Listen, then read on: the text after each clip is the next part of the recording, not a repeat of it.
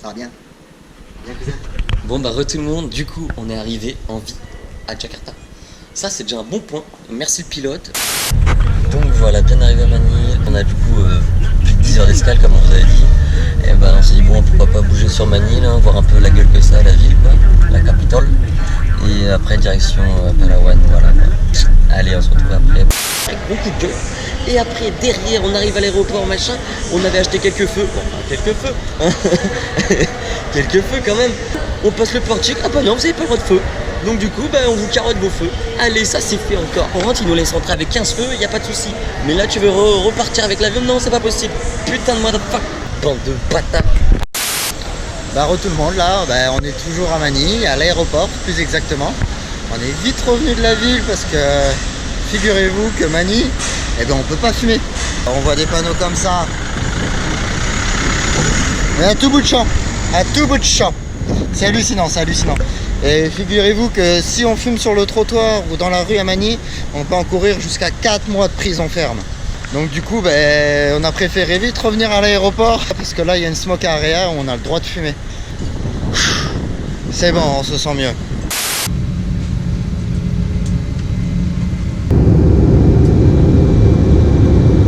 On va du coup à Manille, dans les tuk-tuk les gens.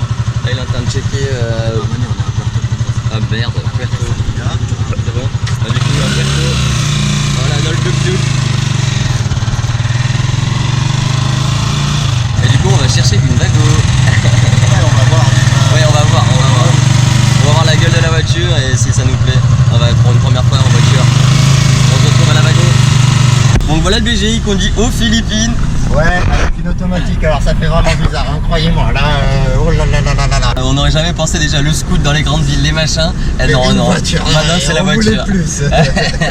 On va conduire tranquillou, ouais, parce que tranquille. Voilà, histoire de reprendre ses repères. Parce que la caution, 5000 pesos. Après on va se balader, nickel pour voir un petit peu la ville quoi, pour voir ce que ça dit. Bah tout le monde les gens, regardez ça un petit peu là. C'est un truc de ouf. C'est un truc de ouf. Il y a les cocos juste là et c'est un coup à niquer la vago quoi. Bagos. Bon bah ça a de la gueule, ouais, moi je serais bien chaud pour la gauche, ouais. C'est des plages que t'as toujours rêvé quoi. Ouais, paradisiaque avec des cocotiers. Aïe aïe aïe aïe aïe. Blanc. Et voilà une plage. Paradisiaque les gens.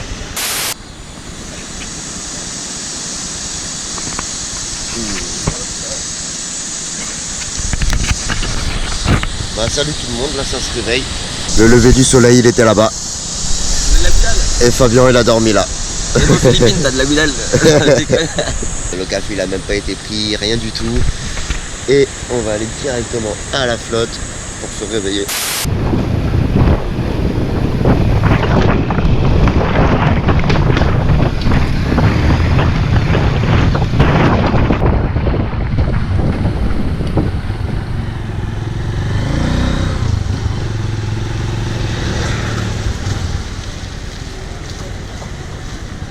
Ici là, à Manille.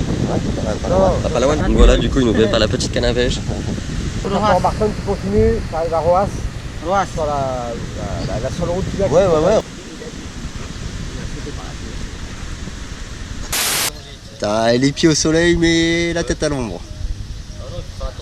Mais pas plus loin. Hein. Quand tu vois les Philippins qui ont le petit parapluie là, c'est pas pour rien. Regardez-moi ça. Si c'est pas le paradis ça. Tout le monde. Donc voilà, petite guest house tranquille. En vérité, c'est calme, c'est tranquille, c'est vachement posé.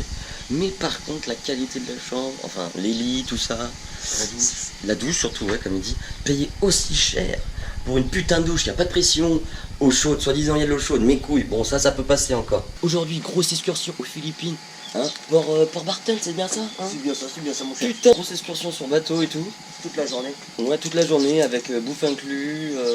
Je crois qu'on va visiter 5-6 spots. Donc voilà, BG écrit nos noms. C'est au cas où s'il nous arrive une couche, au moins on peut savoir tel ressortissant français son craqué. Yeah, skipper.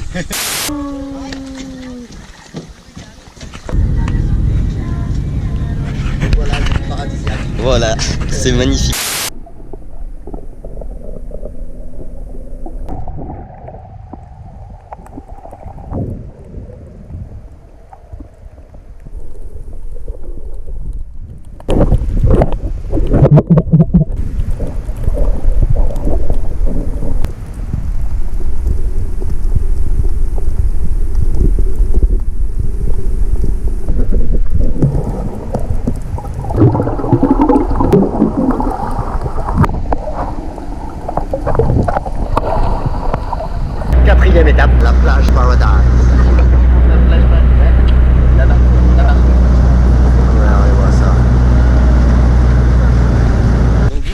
a dit que là-bas, on peut boire.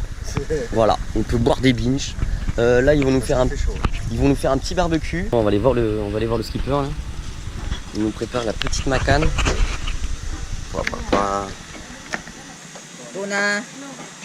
Tuna and barracuda. Barracuda. Yeah, and also eggplant. Petite crevette, le tuna, le poisson, tout ça. On va se régaler. On a mangé le festin, les gens. Un repas mais royal. Sur la plage, poulet, des crevettes, une salade d'aubergine, salade de concombre avec des tomates, trop bien présenté, de la mangue, des bananes, du riz, enfin tout ce qu'il faut quoi. Regardez le BG là-bas. L'autre il se dit bon je vais me faire une petite farniente tout plage. BG farnientas. Avec une petite bière. Et oui, pour se rafraîchir.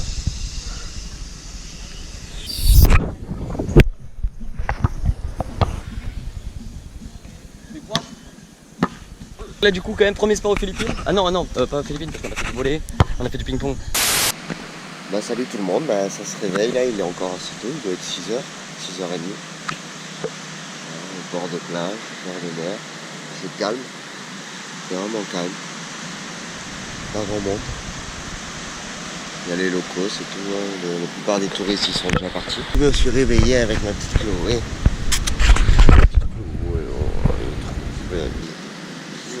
Moi je suis fille.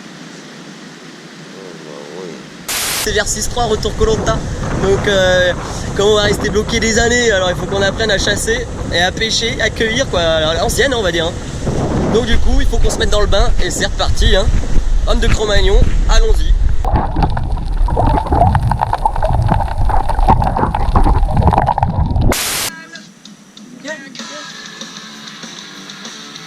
Philippines family. See you in France. I come there in future, man. Thanks a lot.